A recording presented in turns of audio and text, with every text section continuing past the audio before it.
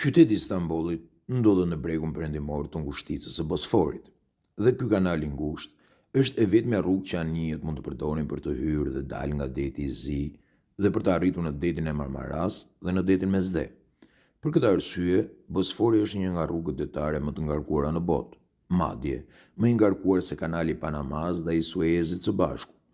Por problemi është se Turqia nuk mund të vendosë tarifa kalimi aty, sepse në vitin 1936 u nënshkrua Konventa e Montreux, e cila ndalon që anijet tregtare të paguajnë për të kaluar në ngushticat turke në kohë paqe. Për të anashkaluar këtë, plani i Turqisë është të ndërtojë kanalin e Stambollit, një rrugë ujore krejtësisht e veçantë.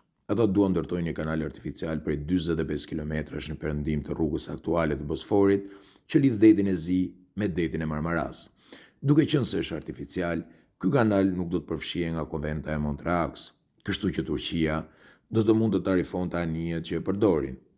Për pronarët e anijeve, përfitimi është se në vend që të presin në ditë të tëra në radhë për të kaluar Bosforin, ata mund të përdorin kanalin dhe të lëvizin shumë më shpejt midis detit të Zi dhe detit të Marmaras.